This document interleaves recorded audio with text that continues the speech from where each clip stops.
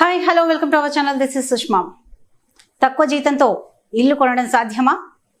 అప్పులుంటే invest చేయగలుగుతామా? ఇవి అందరిలో ఉండే సందేహాలు. వీటన్నిటి గురించి ఫైనాన్షియల్ అడ్వైజర్ రాజేశ్వర్ రెడ్డి గారిని అడిగి తెలుసుకుందాం. హలో అండి రాజేశ్వర్ రెడ్డి గారు, అసలు డబ్బు పొదుపు అంటే ఏంటి? డబ్బు పొదుపు పెట్టుబడి జనరల్గా మనము ఈ రెండిటికి కన్ఫ్యూజ్ అవుతుంటాం.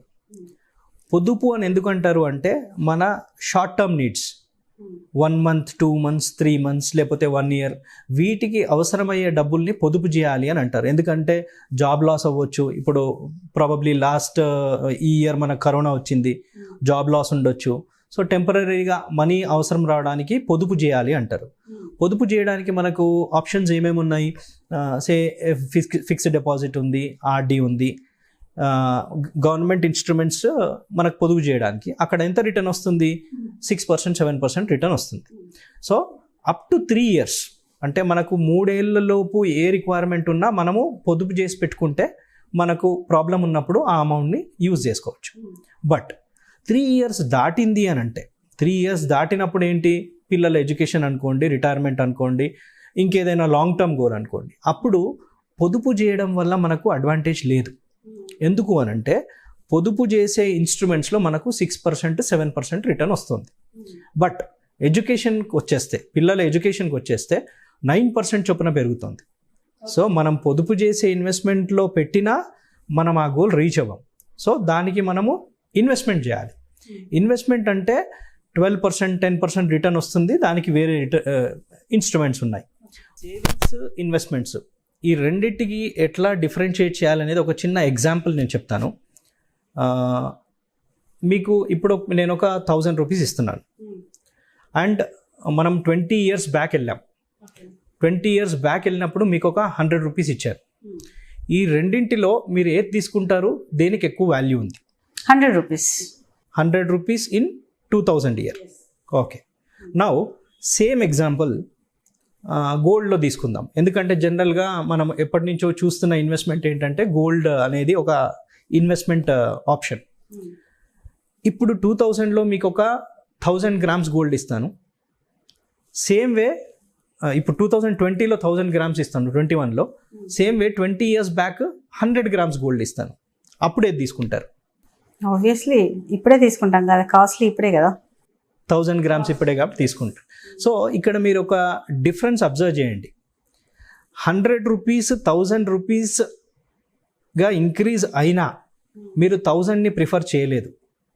2000లో ఉన్న 100నే ప్రిఫర్ చేశారు. బట్ గోల్డ్కి వచ్చేసరికి 1000ని ప్రిఫర్ చేస్తున్నారు. అంటే మీకు మీరుగా you are telling that 100 rupees 1000 అయినా దాని వాల్యూ పడిపోయింది. నంబర్ పెరిగింది కానీ దాని వాల్యూ పడిపోయింది. అండ్ గోల్డ్ అనేది వాల్యూ పెరిగింది, నంబరు పెరిగింది. సో ఇన్వెస్ట్మెంట్స్కి సేవింగ్స్కి ఇదే తేడా. సేవింగ్స్ మీరు అబ్జర్వ్ చేయండి.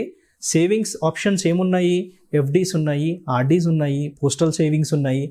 అన్నింటినీ మనము రూపీస్లోనే ఇన్వెస్ట్ చేస్తాము. మనకు రూపీస్ వస్తున్నాయి, లైక్ 100 and 1000.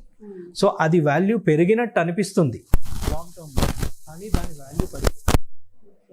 సిమిలర్లీ గోల్డ్ ఉంది, అది అసెట్. గోల్డ్, ల్యాండ్ అనుకోండి, ఆర్ ఈక్విటీస్. మనకి ఇప్పుడున్న సిచ్యుయేషన్లో ఈ మూడే asset form: gold, land, equities. So మీరు అసెట్లో ఇన్వెస్ట్ చేసినప్పుడు అసెట్ వాల్యూ పెరిగింది యాజ్ వెల్ యాజ్ క్వాంటిటీ పెరిగింది. కాబట్టి లాంగ్ టర్మ్ గోల్స్ ఎప్పుడు ఈ 3 అసెట్లోకే వెళ్ళాలి. షార్ట్ టర్మ్ గోల్స్ మాత్రము సేవింగ్స్ అనే కాన్సెప్ట్ యూజ్ చేయాలి. బట్ సేవింగ్స్ని మనం లాంగ్ టర్మ్కి యూజ్ చేస్తే we will be at loss.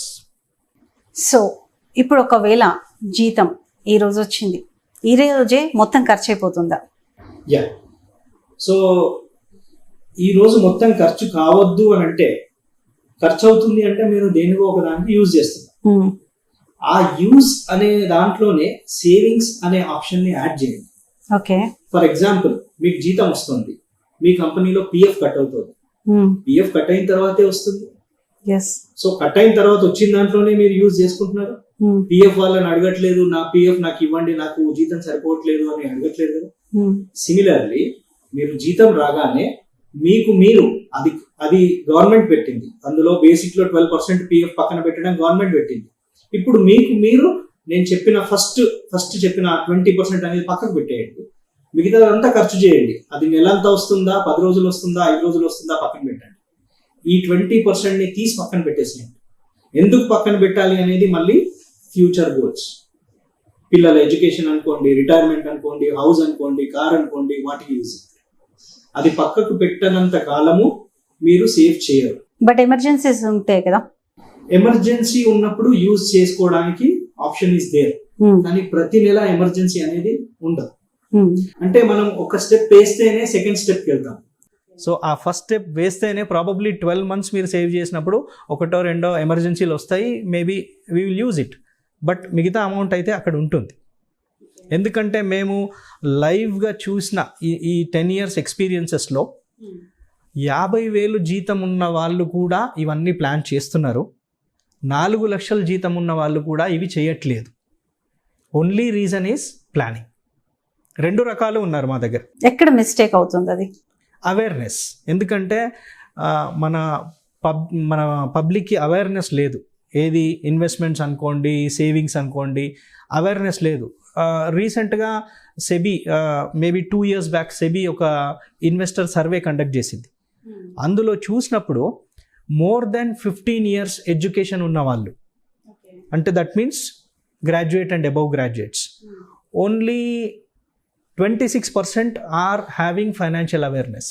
అంటే 74% they are not having financial awareness. వాళ్ళకి తెలియదు ఇన్వెస్ట్మెంట్స్ ఏంటి, సేవింగ్స్ ఏంటి, ఏదెంత రిటర్న్ వస్తుంది, ఇన్ఫ్లేషన్ ఏంటి, ఇవన్నీ ఏం తెలీదు. ఎందుకనంటే we are not taught in schools or colleges. So financial planning అనేది స్కూల్స్లో, కాలేజెస్లో కూడా పెడితేనే even our children will learn how to save and invest. Otherwise we need to take a separate session on this. Right. ఇది నెలవారీ బడ్జెట్ని ఎట్లా వేయాలి? నెలవారీ బడ్జెట్లో మనము ఈచ్ అండ్ ఎవ్రీథింగ్, సపోజ్ ఇప్పుడు మా దగ్గర ఒక స్టేట్మెంట్ ఉంటుంది. ఫస్ట్ ఏం చేస్తాము, ఇన్కమ్ ఎంత ఉందో తీసుకుంటాము. తర్వాత ఎక్స్పెన్సెస్ని 5 రకాలుగా డివైడ్ చేస్తాం. 5 రకాలు ఏంటి? హౌస్ హోల్డ్ ఎక్స్పెన్సెస్ అంటే ఇంటి రెంట్ అనుకోండి, కరెంట్ బిల్ అనుకోండి, గ్రాసరీస్ అనుకోండి, ఇవన్నీ హౌస్ హోల్డ్ ఎక్స్పెన్సెస్ మ్యాండేటరీ, వాటి నుంచి మనం ఏం తప్పించుకోలేము. సెకండ్ వచ్చి లైఫ్ స్టైల్ ఎక్స్పెన్సెస్. ఇక్కడే తేడా వస్తుంది. Each and every family is having difference in this lifestyle expenses. Lifestyle expenses అంటే ఏంటి? హోటల్కి వెళ్ళడము, ఆర్ మొబైల్స్ మాటికి మార్చడము, so such kind of expenses. Yeah, అలాంటి ఎక్స్పెన్సెస్ అంటే నేను అక్కడ క్యాప్చర్ చేస్తున్నాను. హౌస్ హోల్డ్ ఎక్స్పెన్సెస్ ఏంటి, లైఫ్ స్టైల్ ఎక్స్పెన్సెస్ ఏంటి. నెక్స్ట్ ఇన్సూరెన్స్ ఎక్స్పెన్సెస్ ఏంటి అంటే మనం మన లైఫ్ కోసం కట్టుకునేది అనుకోండి, కార్ కోసం కట్టుకునేది అనుకోండి, ఆర్ హెల్త్ కోసం కట్టుకునేది, ఇట్స్ అన్ ఎక్స్పెన్స్, మనకేం రిటర్న్ రావట్లేదు. So insurance expenses. అలాగే లోన్ ఈఎంఐస్, హౌస్ లోన్ ఉన్నా, కార్ లోన్ ఉన్నా, ఈ ఈఎంఐస్. సో ఈ వీటన్నిటిని డివైడ్ చేసినప్పుడు నాకు ఎక్కడ తగ్గించుకోవాలి అనే ఐడియా వస్తుంది. మనము ఇవి ఆన్ పేపర్ పెట్టకుండా నాకు అమౌంట్ వస్తుంది, మొత్తము వెళ్ళిపోతుంది, నాకు సేవింగ్ లేదు అనడం తప్పు. First put it on paper. అంటే ప్రాబ్లమ్ని ఐడెంటిఫై చేయండి, ఎక్కడ లీకేజ్ ఉంది. ప్రాబబ్లీ లైఫ్ స్టైల్ ఎక్స్పెన్సెస్ దగ్గర మ్యాక్సిమం ఉంటుంది. ఎందుకు అనంటే మనం ఒక 10 years బ్యాక్ ఇప్పటికీ చూస్తే one simple thing is everybody is having a phone. So అదొక ఎక్స్పెన్సే మనకు. సో అండ్ ఇంటర్నెట్, ఇదివరకు అసలు ఇంటర్నెట్ ఎవ్రీ మంత్ బిల్ అనేది అసలు లేదు మనకు, అదొక ఎక్స్పెన్స్. సో లైఫ్ స్టైల్ బట్టి ఎక్స్పెన్సెస్ మారుతుంది, బట్ దాన్ని తగ్గించుకునే ఛాన్స్ కూడా ఉంది. ఇవి మ్యాండేటరీ అయిపోయాయి కదా ఇప్పుడు మనం, అంటే మనకు నడుస్తున్న జీవనశైలిలో. సో దాన్ని ఎలా మార్చుకోవచ్చు? ఆన్ పేపర్ పెడితేనే ఎక్కడ లీకేజ్ ఉంది తెలిస్తేనే మార్చుకోవచ్చు.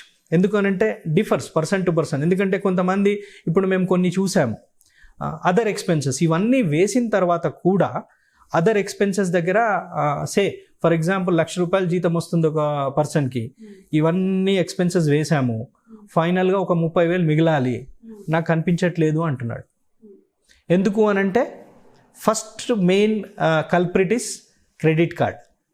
మనం వెళ్ళినప్పుడు క్రెడిట్ కార్డ్తో స్వైప్ చేస్తాము, ఇక్కడ అకౌంటింగ్లోకి రాదు, ఆ బిల్లు పెరిగిపోతుంది, సో ఆ గ్యాప్ ఉండదు, సో సేవింగ్ కాదు. So first credit card use చేయడం స్టాప్ చేసేసేయండి. And you account all the expenses. Everything on paper, అంటే ఎవ్రీ మంత్ ఒకసారి చూసుకోండి, then you can set right. Right Rajeshwara Reddy garu, thank you so much. చాలా చక్కటి అడ్వైజ్లు ఇచ్చినందుకు థ్యాంక్ యూ సో మచ్. ఈ వీడియో కనుక మీకు నచ్చినట్టయితే లైక్ చేయండి, షేర్ చేయండి, సబ్స్క్రైబ్ చేయండి, కింద కామెంట్స్ చేయండి.